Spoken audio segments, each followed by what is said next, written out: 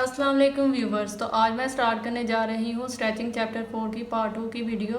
Stretching के first lecture के अंदर मैंने कुछ बेसिक टर्म्स को, हाइपरमोबिलिटी फैक्टर्स को, टाइप्स ऑफ कंट्रैक्चर को डिस्कस किया था। मैं चैप्टर के सीक्वेंस के अकॉर्डिंग ही इन टॉपिक्स को कवर करवाऊँगी। जो नेक्स्ट टॉपिक आ जाता है वो है सिलेक्टिव स्ट्रेचिंग का।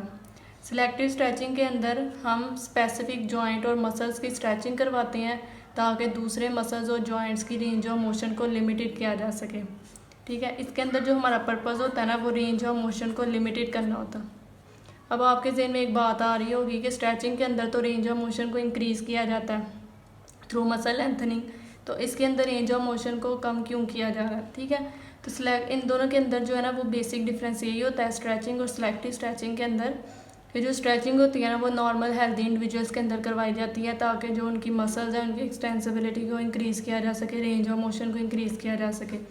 लेकिन सिलेक्टिव स्ट्रेचिंग जो है ना ये आफ्टर इंजरी के बाद, ठीक है, उन पेशेंट्स के अंदर करवाई जाती है ताकि जो है ना वो इंडिपेंडेंटली अपने जो फंक्शन स्किल्स हैं ना उनको परफॉर्म कर सकें, उनकी स्टेबिलिटी जो है ना वो इम्प्रूव हो सके।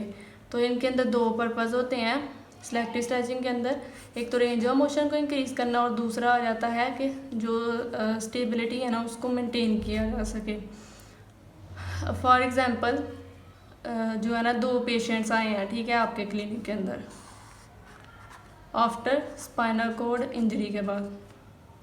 ठीक है, तो एक जो है ना वो कंप्लेन कर रहा है कि मुझसे ना इंडिपेंडेंटली सिटिंग नहीं की जा पा रही।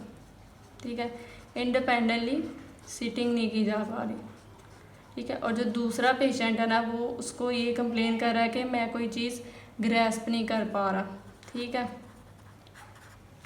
अब जो पहला पेशेंट है ना, ठीक है, ये पहला पेशेंट है और ये दूसरा पेशेंट है। जब जो पहला पेशेंट आया ना, ठीक है, अब वो इंडिपेंडेंटली सिटिंग क्यों नहीं कर पा रहा, क्योंकि उसके जो बैक के एक्सटेंसर्स मसल्स है ना वो वीक है। और जो दूसरा पेशेंट है ना वो ग्रैस्प इसलिए नहीं कर पा रहा क्योंकि जो इसके इंट्रिंसिक फिंगर के मसल्स है ना वो वीक है। ठीक है, इसके वीक है यानी कि उनका कोई कंट्रोल नहीं है उसके ऊपर। अब हमने क्या करना है एज अ फिजियोथेरेपिस्ट, ठीक है, हमने ऐसे मसल्स की स्ट्रेचिंग करवानी है जिसकी वजह से ये जो बैक के एक्सटेंसर्स मसल्स हैं और जो इंट्रिंसिक फिंगर मसल्स हैं ना इनकी शॉर्टनिंग की जा सके। ठीक है, इनकी रेंज ऑफ मोशन को लिमिटेड किया जा सके ताकि जो पेशेंट है ना वो स्टेबल रह के अपने जो फंक्शनल स्किल्स हैं ना उसको परफॉर्म कर सके। तो अब जो पहला पेशेंट है ना इसकी जो है ना बैक एक्सटेंसर्स को शॉर्टन करने के लिए हम क्या करवाएंगे, हैमस्ट्रिंग स्ट्रेच करवाएंगे।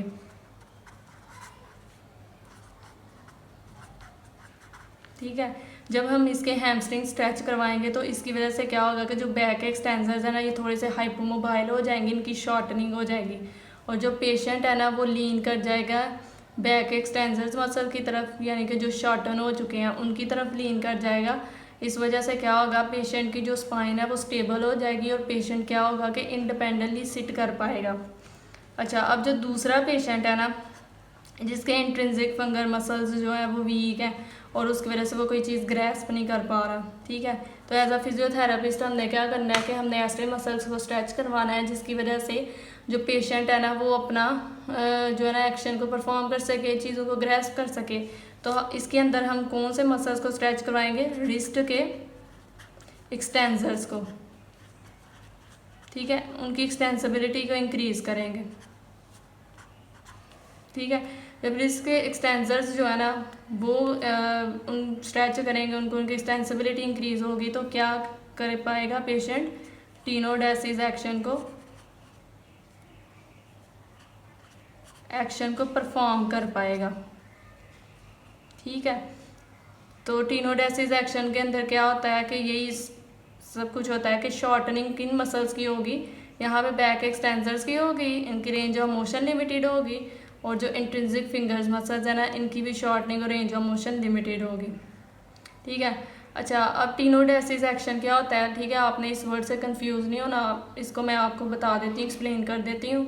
टीनोडेसिस एक्शन क्या होता है कि अब जो पेशेंट जो है ना वो ग्रैस्प नहीं कर पा रहे आफ्टर स्पाइनल कॉर्ड इंजरी के बाद, तो क्या किया जाता है कि जो रिस्ट होती है ना ठीक है। इसकी स्ट्रेचिंग कर करके ना हम इसकी एक्सटेंशन को इंक्रीज़ करते हैं। ठीक है, जब एक्सटेंसिबिलिटी रिस्ट की इंक्रीज़ होगी तो एक्सटेंशन भी इंक्रीज़ होगी। ठीक है, जब जो एक्सटेंशन पोजीशन होती है ना, इसके अंदर क्या होता है, इसके साथ साथ जब हम रिस्ट को एक्सटेंशन कर रहे हैं ना तो इसकी एक्सटेंसिबिलिटी इंक्रीज़ हो रही है, तो इसके साथ साथ जो फिंगर्स के फ्लेक्सर्स मसल होती है ना, इनकी शॉर्टनिंग होती है और आहिस्ता आहिस्ता ये क्या करते हैं, ये पाम के करीब आने लग पड़ते हैं। ठीक है, जितनी एक्सटेंशन इंक्रीज़ होगी उतनी ही फिंगर्स जो ये थंब है ना, ये पाम के करीब आ जाएंगे। ठीक है, तो ये जो होता है ना, इस पोजीशन के अंदर जो पेशेंट है ना, वो चीज़ों को ग्रैस्प कर पाता है। ठीक है, इसको हम टीनोडेसिस एक्शन कहते हैं, जिसके अंदर रिस्ट एक्सटेंशन के अंदर होती है और फिंगर्स जो थंब होते हैं ना, तो ये पाम के करीब होते हैं। ठीक है, इस वजह से फॉर एग्जांपल अगर ये है ना पूरा पेन, तो जो पेशेंट था ना वो पहले ग्रैस्प नहीं था इनको कर पा रहा। ठीक है, ऐसे ग्रैस्प नहीं था कर पा रहा। ठीक है, उसकी फिंगर्स इस पोजीशन के अंदर थी। अब जब हम उसकी रिस्क एक्सटेंसिबिलिटी को इंक्रीज़ कर देंगे ना, तो पेशेंट इस पोजीशन में आ जाएगा। ठीक है, इस पोजीशन में उसकी फिंगर्स हो जाएंगी, तो पेशेंट जो है ना वो आराम से इस चीज़ को ना ग्रैस्प कर पाएगा। ठीक है, इसको हम कहते हैं कि ये टीनोडेसिस एक्शन है। ठीक है, तो इसके अंदर भी हमने यही करना है। ठीक है, जो नेक्स्ट टॉपिक आ जाता है ना, वो आ जाता है ओवर स्ट्रेचिंग का और हाइपर मोबिलिटी।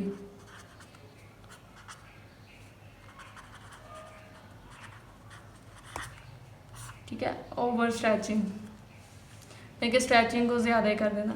ठीक है, अब मसल्स की भी एक लिमिट होती है जिसके अंदर उनको स्ट्रेच किया जा सकता है। ठीक है, जब हम उन मसल्स की लिमिट से ज़्यादा ही उनको स्ट्रेच कर देंगे तो जो मसल्स है ना वो ओवर स्ट्रेच हो जाएगा। ठीक है, जब वो ओवर स्ट्रेच हो जाएगा ना, उसकी एक्सटेंसिबिलिटी तो इंक्रीज़ करेगी, लेकिन इसके साथ क्या होगी, रेंज ऑफ मोशन इंक्रीज़ हो जाएगी उसकी। ठीक है, तो इसको हम कहते हैं कि हाइपर मोबाइल हो गया वो जॉइंट, यानी कि उसकी क्या हो गई है, रेंज ऑफ मोशन इंक्रीज़ हो गई है। अच्छा, ओवर स्ट्रेचिंग भी जो है ना वो हम नॉर्मल हेल्दी इंडिविजुअल्स के अंदर करवा सकते हैं, एथलीट्स के अंदर करवा सकते हैं, या फिर स्पोर्ट्समैन्स के अंदर करवा सकते हैं जिनको एक्सटेंसिव फ्लेक्सिबिलिटी की ज़रूरत होती है। ठीक है, अगर हम किसी ओल्डर पेशेंट के अंदर करवा देते हैं, ठीक है, जो वीक है, ठीक है, अगर उसके अंदर हम ओवर स्ट्रेचिंग करवाएंगे, ठीक है, उसके पहले ही मसल्स वीक होते हैं, तो क्या होगा, जॉइंट इनस्टेबल हो जाएगा, उसके साथ साथ क्या होगा, पेन आ जाएगी उसको, कोई भी इंजरी होने के चांसेस होते हैं। ठीक है, तो ओवर स्ट्रेचिंग भी जो होती है ना वो हमने नॉर्मल हेल्थ इंडिविजुअल्स के अंदर करवानी होती है। जो नेक्स्ट टॉपिक आ जाता है वो है कि सॉफ्ट टिश्यूज़ की मोबिलिटी को इंक्रीज़ अब किस तरह किया जा सकता है। ठीक है, increase mobility of soft tissues. इसमें कुछ टेक्निक्स हैं। जो पहली टेक्निक आ जाती है वो है स्ट्रेचिंग के थ्रू। ठीक है, अब स्ट्रेचिंग की भी 4 टाइप्स हैं, मैनुअल, ठीक है, असिस्टेड,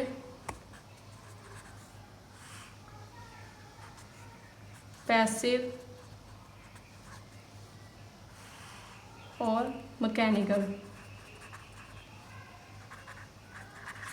मैनुअल का मतलब ये है कि यानी कि फिजियोथेरेपिस्ट अपने हैंड से ही स्ट्रेचिंग करवा देगा। ठीक है, जो असिस्टेड होती है इसमें क्या होता है कि पेशेंट जो है ना वो खुद से कर पा रहा होगा। ठीक है, मूवमेंट, तो जो फिजियोथेरेपिस्ट है ना इसने उसके अंदर थोड़ी सी उसे रेजिस्टेंस देनी होती है। पैसिव के अंदर फिजियोथेरेपिस्ट खुद ही उसे करवाएगा स्ट्रेचिंग। ठीक है, वो खुद नहीं कर पा रहा होगा। और मैकेनिकल का मतलब ये है कि थ्रू मशीन्स के, हम ना मशीन्स के थ्रू उसको करवा सकते हैं स्ट्रेचिंग। ठीक है, जो सेकंड टेक्निक आ जाती है वो ये है कि न्यूरो मस्कुलर इनहिबिशन या फैसिलिटेशन टेक्निक्स।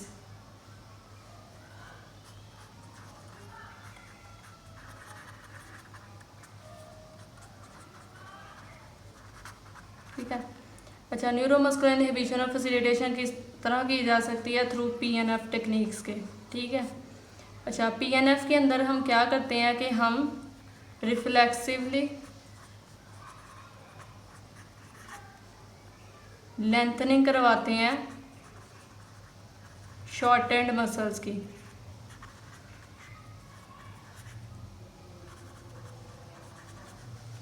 ठीक है, ये जो पीएनएफ है ना, आपने इससे कंफ्यूज नहीं होना। इसको मैं अपने नेक्स्ट लेक्चर के अंदर एक्सप्लेन करूँगी। जो न्यूरोमस्कुलर इनहिबिशन और फैसिलिटेशन टेक्निक्स के अंदर हम PNF टेक्निक्स को अप्लाई करते हैं। इसके अंदर क्या होता है कि रिफ्लेक्सिवली जो शॉर्ट एंड मसल्स होते हैं ना, उनको हम रिफ्लेक्सिवली क्या कर देते हैं, लेंथन कर देते हैं। ठीक है। जो सेकेंड टेक्निक है वो आ जाती है सेल्फ स्ट्रेचिंग। सेल्फ स्ट्रेचिंग के अंदर जो है ना वो पेशेंट खुद ही करेगा, फिजियोथेरेपिस्ट कोई रेजिस्टेंस नहीं करेगा, ना रेजिस्टेंस प्रोवाइड करेगा। ठीक है। वो खुद ही फिजियोथेरेपिस्ट की सुपरविजन के अंदर उससे ही मूवमेंट्स को परफॉर्म करेगा। ठीक है। फिर जो नेक्स्ट टेक्निक आ जाती है वो ये है मोबिलाइजेशन या मैनिपुलेशन। ठीक है। इन दोनों के अंदर डिफरेंस है। जो मोबिलाइजेशन होती है ना, इसकी ये क्या होती है, ये स्लो रिदमिकल मूवमेंट्स होती हैं। ठीक है। ये फिजियोथेरेपिस्ट परफॉर्म करता है पेशेंट के ऊपर। लेकिन जो मैनिपुलेशन होती है ना, ये भी फिजियोथेरेपिस्ट ही परफॉर्म करेगा पेशेंट के ऊपर। ये क्या होती हैं, शॉर्ट क्विक टाइप मूवमेंट्स होती हैं। इन दोनों के अंदर डिफरेंस ये है कि ये मोबिलाइजेशन जो है ना, ये with in the range of motion करवाता है फिजियोथेरेपिस्ट, लेकिन जो मैनिपुलेशन है ना वो beyond the range of motion. ठीक है। रेंज ऑफ मोशन से ज़्यादा जो होती है ना, उसके अंदर ये करवाते हैं मैनिपुलेशन। ठीक है। उसके बाद जो नेक्स्ट आ जाती है टेक्निक वो आ जाती है सॉफ्ट टिश्यू मोबिलाइजेशन या मैनिपुलेशन। ठीक है। सॉफ्ट टिश्यू की मोबिलाइजेशन और मैनिपुलेशन करवा के उसकी एक्सटेंसिबिलिटी को इंक्रीज़ किया जाता है। अच्छा, सॉफ्ट टिश्यूज़ के अंदर क्या हम कुछ टेक्निक्स अप्लाई कर सकते हैं। आपने इन टेक्निक्स के नाम याद रख लेने हैं, जैसे मायोफेशियल रिलीज, आकोप्रेशर।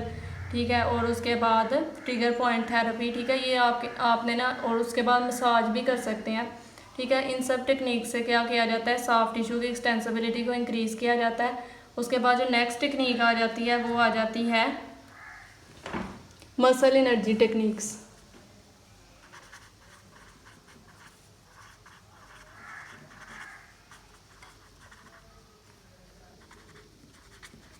ठीक है। जो मसल एनर्जी टेक्निक्स होती है ना, ये भी बिल्कुल सेम PNF टेक्निक्स की तरह ही होती हैं। ठीक है। इसके अंदर पेशेंट ने खुद ही एक्टिवली कंट्रैक्ट करना होता है मसल को, और जो फिजियोथेरेपिस्ट होता है ना, उसने रजिस्ट करना होता है उस कंट्रैक्शन को। ठीक है। तो ये भी सेम PNF टेक्निक्स की तरह ही अप्लाई करते हैं हम इनको। जो नेक्स्ट टेक्निक आ जाती है वो आ जाती है न्यूरल टिश्यू मोबिलाइजेशन और मैनिपुलेशन। ठीक है।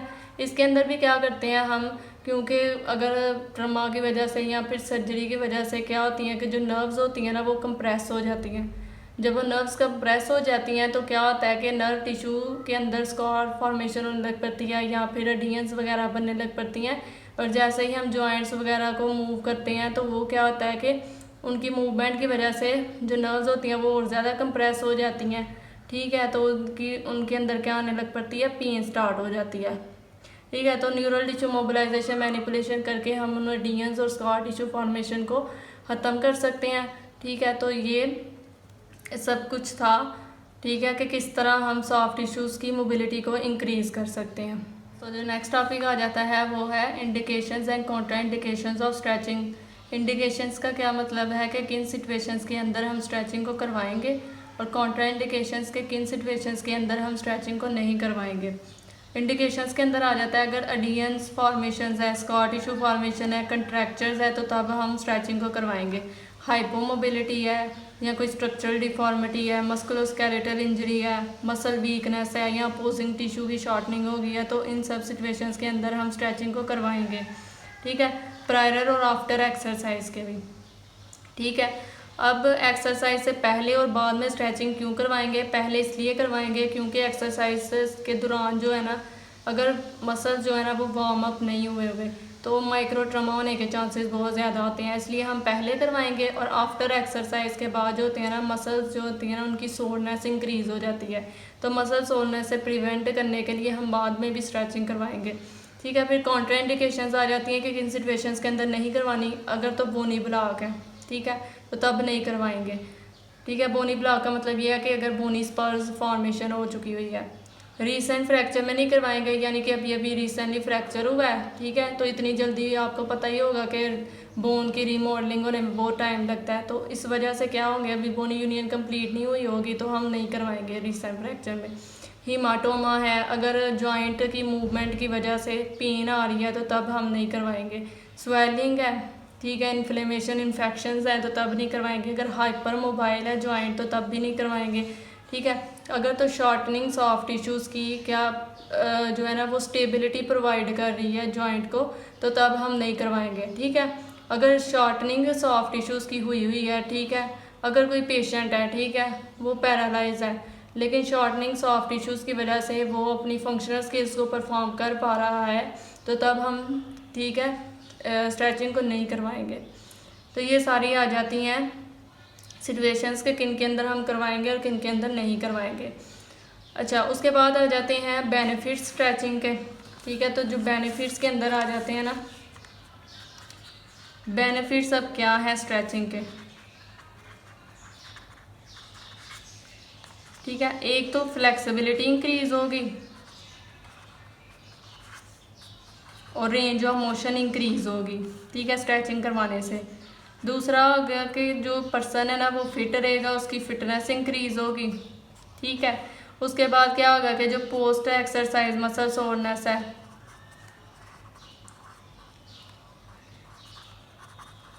वो कम होगी।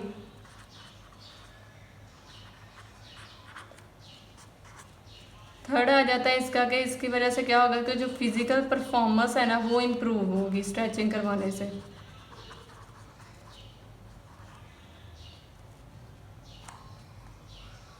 ठीक है। और जो इंजरीज है ना उनके चांसेस भी कम होंगे, ठीक है। जो फिजिकल परफॉर्मेंस इंक्रीज करने से इसमें क्या मतलब होता है कि स्ट्रेचिंग हम करते हैं तो फिजिकल परफॉर्मेंस इंक्रीज किस तरह होती है, क्योंकि आपको पता ही होगा कि जब मसल्स को स्ट्रेच किया जाता है तो इनकी एक्सटेंसिबिलिटी इंक्रीज होती है, उनकी स्ट्रेंथ इंक्रीज होती है, उनके अंदर एंड्योरेंस आती है, उनकी पावर जो होती है वो इंक्रीज होती है।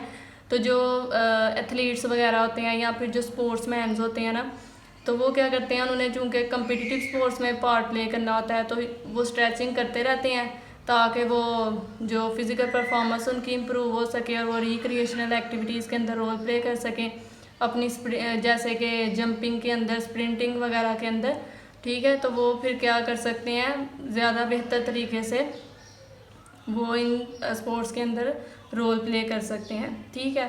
तो ये थे बेनिफिट स्ट्रेचिंग के। आई होप सो कि आज के आपके टॉपिक्स जो भी मैंने कवर करवाए हैं उन सबके कंसेप्ट्स आपके क्लियर हो गए होंगे। अगर आप मेरे चैनल पे नए आए हैं तो मेरे चैनल को सब्सक्राइब करें, लाइक करें, शेयर करें। अगर इन टॉपिक्स के रिलेटेड आपकी कोई भी क्वेरी वगैरह है तो आप मुझसे कमेंट सेक्शन में पूछ सकते हैं। अल्लाह हाफिज़।